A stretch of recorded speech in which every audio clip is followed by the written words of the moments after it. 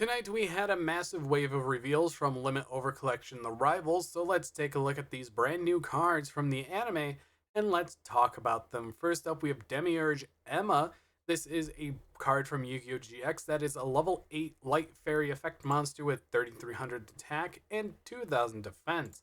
You can only use the first and second effect of this card's name once per turn, and you can send 4 monsters with 2400 or more attack and 1000 defense from your hand, deck, and or face-up field to the graveyard to special summon this card from your hand.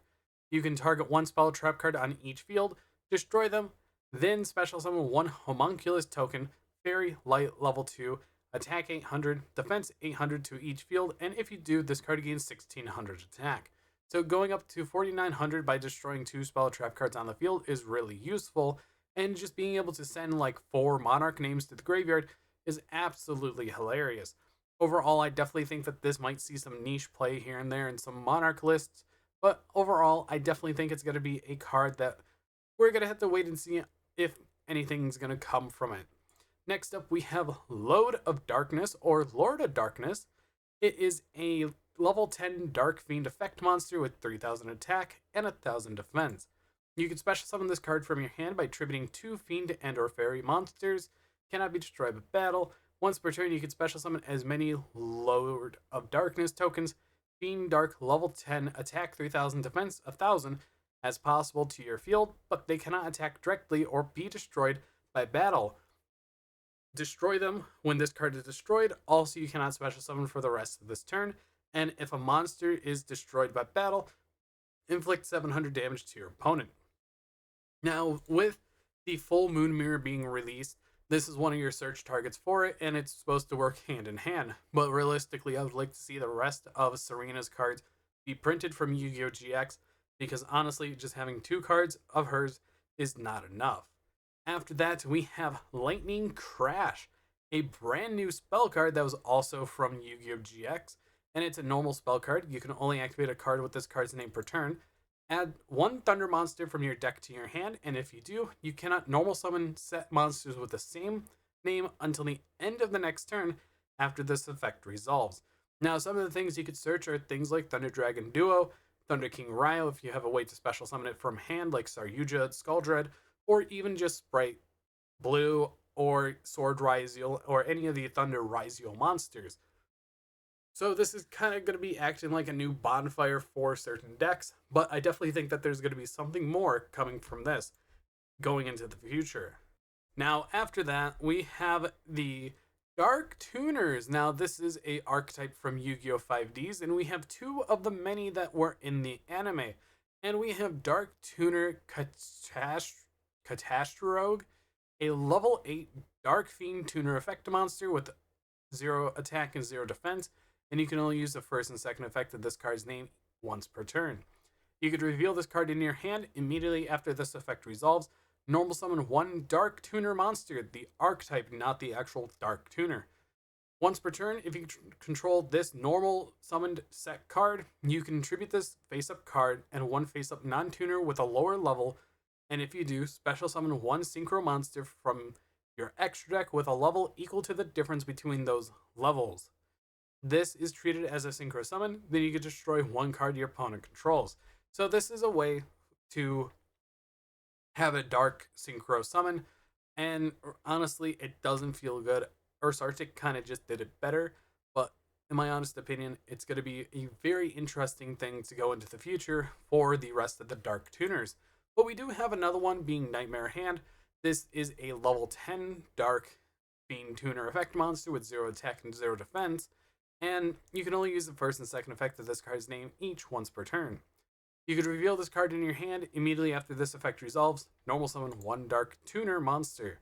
If this card is normal summoned, you can special summon 1 level 2 or lower monster from your hand, and once per turn, if you control this normal summon set card, you contribute this face-up card and 1 face-up non-tuner with a lower level, and if you do, special summon 1 synchro monster from your extra deck with a level equal to the difference between those monsters' levels.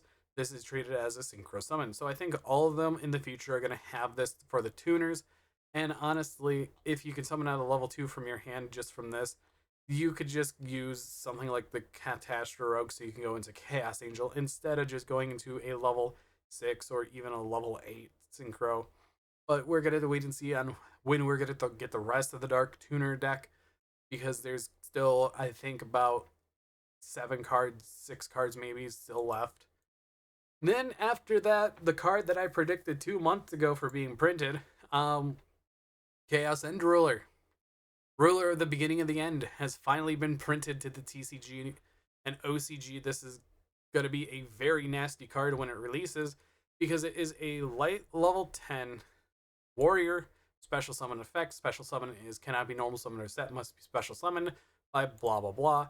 Because it cannot be normal summon or set, must be special summoned from your hand by banishing 1 light warrior and 1 dark fiend monster from your graveyard. And you can only use the third effect of this card's name once per turn. This card's special summon cannot be negated. Neither player can activate cards or effects when this card is special summoned. And if you control this special summoned card by its own way, you could pay 1,000 life points, banish all cards your opponent controls and in their graveyard, then inflict 500 damage to them for each card banished by this effect. Overall, this card's absolutely insane, and I definitely think that this could be ending up on the Forbidden Limited one day, because decks like Monarch and Burning Abyss can use it. You can also use this in the new Chaos deck, because honestly, they have the Mystical Elf, no, not Mystical Elf, Celtic Guardian retrain and the Summon Skull retrain that works together.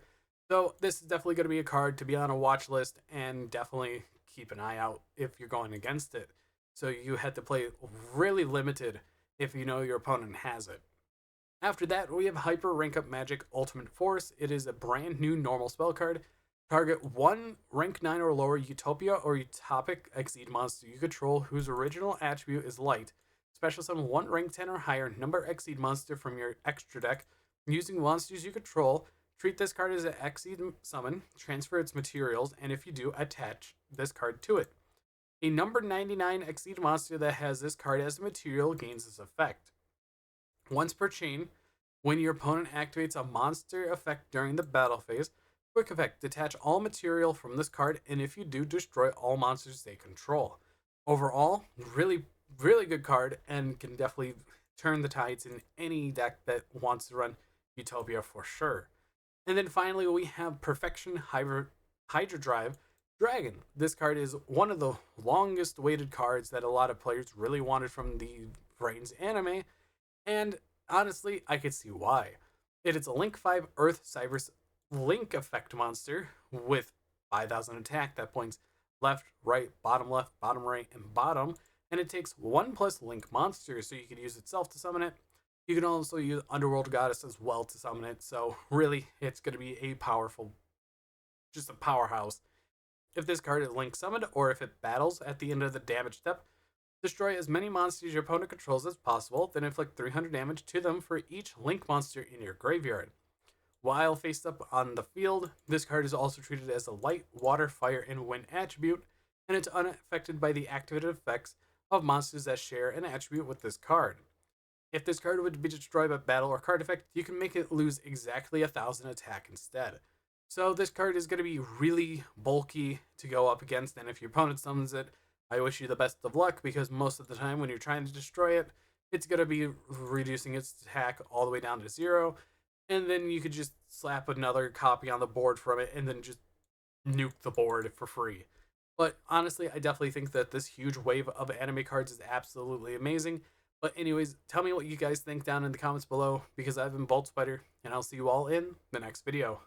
Thank you all for watching this video, and if you enjoyed it, hit that like button down below, and if you want to see more content like this, hit that subscribe button, and make sure to hit the bell to get notified whenever I upload. I would also like to thank FGH and Dragon's God 679 for supporting the channel through the channel memberships, as it's only 99 cents a month, and you can also join my Discord server, which is down in the description of every video that I post. But anyways, I'll see you all in the next video, and goodbye.